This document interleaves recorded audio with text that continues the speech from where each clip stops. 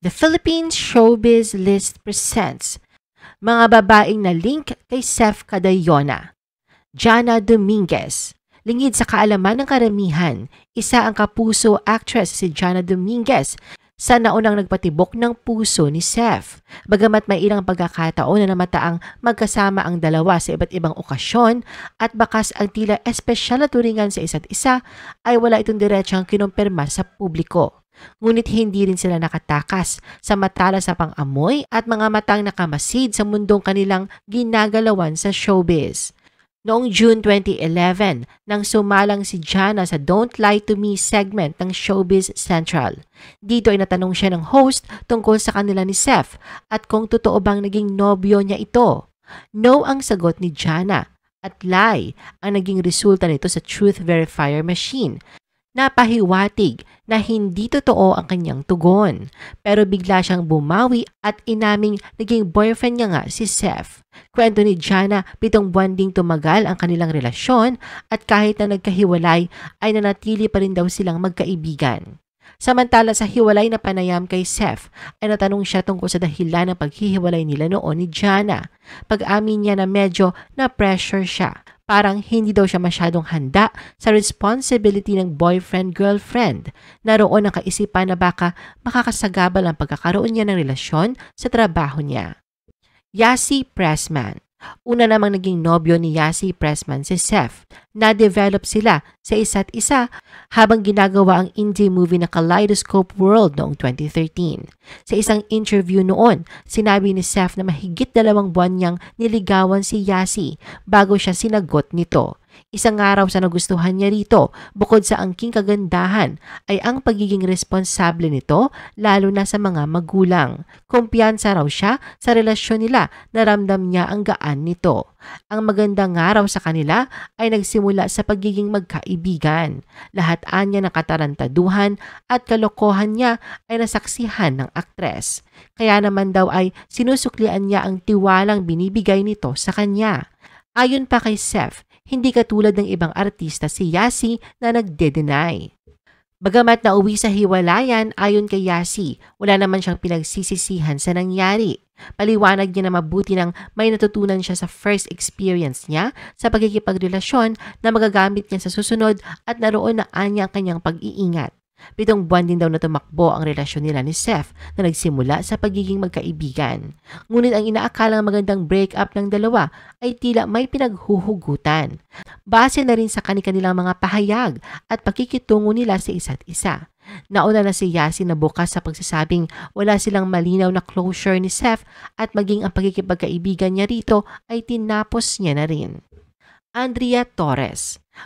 Mula nang pumutok ang pagiging third party ni Andrea sa relasyon ni Seth at Yasi, ay makailang beses na itinanggi ni Seth at nilinaw na magkaibigan lamang daw ang turingan nila ni Andrea. Bukod sa nagkakasama raw sila sa ilang kapuso shows na dahilan ng pagiging malapit sa isa't isa, ayon kay Seth, hindi pa sila artista ni Andrea ay magkaibigan na sila. Ito raw yung panahong nagko-commercial pa lang sila.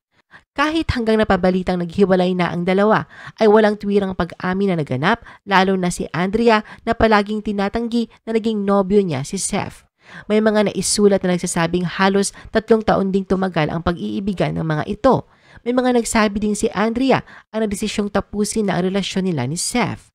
At sa isang interview kay Andrea noong March 2021, kinumpirma niya na magkaibigan na sila ni Seth. Noong naghiwalay sila bandang 2016 o 2017, hindi raw sila nabigyan masyado ng pagkakataong maging magkaibigan muli.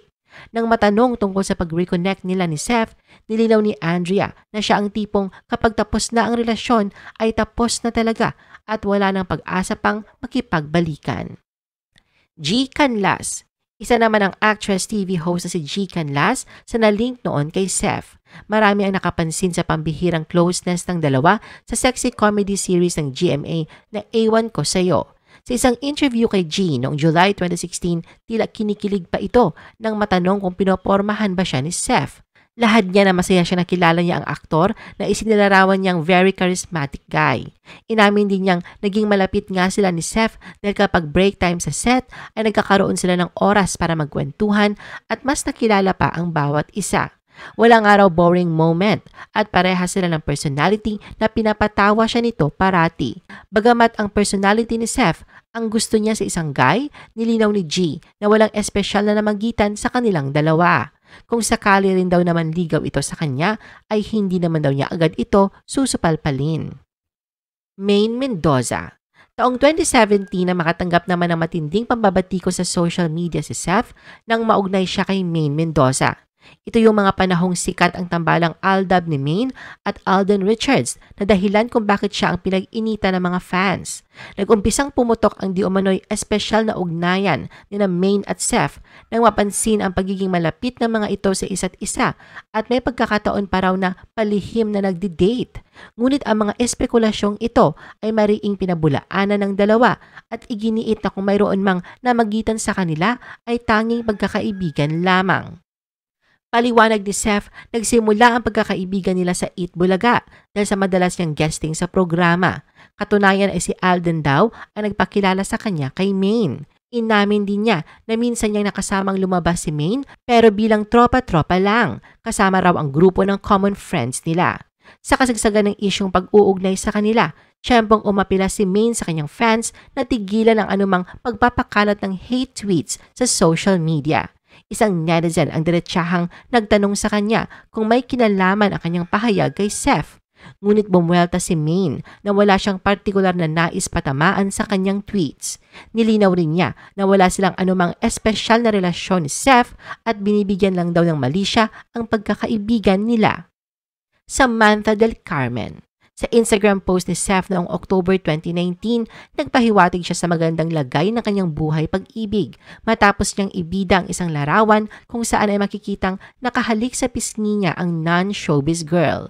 Ang naturang litrato ay kuha sa pagdiriwang ng kaarawan ng babaeng nakilala sa pangalang Samantha Del Carmen na ayon kay Seth, ito ang nagpapatibok ng kanyang puso. Ngunit ang sweet moment ng dalawa ay hindi na nasundan pa na walang dudang nauwi din sa hiwalayan. Annalyn Barro. Sa isang episode ng The Bubay and Tekla Show noong October 2021, nang mausisa naman ang Bubble Gang babe na si Annalyn Barro patungkol sa kanila ni Seth na minsang naugnay sa kanya. Dito ay diretsahan siyang tinanong kung totoo ba ang tungkol sa isyong binasted niya si Seth. Ayon sa host na si Bubay, ang naturang pambabasted ang umano'y dahilan sa kumakalat na chismis kaya raw hindi masyadong nag-uusap ang dalawa sa set ng Bubble Gang. Pero paglilinaw ni Annalyn, walang ganung ganap at good friends daw talaga sila ni Seth. Nang matanong naman kung nandigaw sa kanya si Seth, hindi niya ito kinumpirma o itinanggi at muling iginiit na sadyang magkaibigan lang silang dalawa.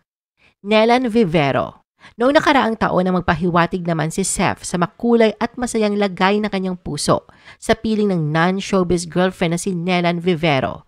Nagsimula ito sa Instagram post ni Seth noong August 2022 kung saan ay binahagi niya ang couple photo nila ni Nelan kung saan ay baby ang term of endearment niya para rito.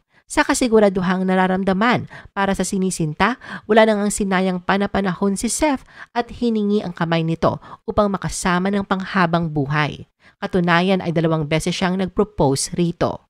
Sa Instagram post ni Seth noong gabi ng August 30, 2023, masaya niyang inanunsyo na engaged na sila ni Nelan.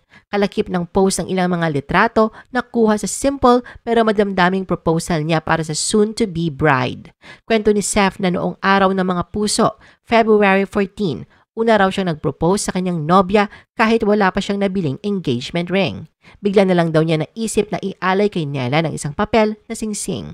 Naalala pa ni Seth ang kanta ni Taylor Swift na Paper Rings na may lyrics na nagsasabing, I like shiny things but I'd marry you with paper rings. Masasabi daw niyang napakaswerte at saya nung gabing yon dahil kahit hindi maggarbo o engrande ay nakuha niya ang matamis na oo ni Nelan. Ayon pa kay Seth, dumaan pa ng ilang buwan. Nakaplano na raw sa isip niya na gusto pa rin niyang mag-propose ulit kay Nelan at saka bigyan ito ng totoong engagement ring. Nangyari raw yon noong August 13 nang bumisita siya sa bahay ni Nelan. Kwento pa niya na sobrang kaba ang kanyang naramdaman ng sandaling yon at talagang panay ang memorya niya ng linyang sasabihin sa proposal. Nagpaalam raw siya sa mga magulang ng nobya at mapalad na nakuha ang basbas ng mga ito. Pagkapasok raw ni Nelan sa bahay ay nag-abang na si Seth at binitawan muli ang katanungan na Will you marry me? Pagtatapos ni Seth, mahal kita Nelan. Miley Moyne, wag mo ko papuntahin sa malayo, na sinamahan niya ng laughing with tears emoji. I-post ang inyong comments at reaction sa baba. At huwag kalimutan na i-like at i-share ang video na ito. Gusto mo pa ba ng ibang showbiz videos? Panoorin ang aming iba pang top viewed videos. Para sa aming mga YouTube viewers, pumunta lang sa description ng video na ito o i-click ang link sa itaas ng screen. Para naman sa mga Facebook viewers, ay maaari ninyong hanapin ang mga link sa comment section ng video. I-follow nyo din kami sa Facebook at mag-subscribe sa aming YouTube channel. Thanks for watching!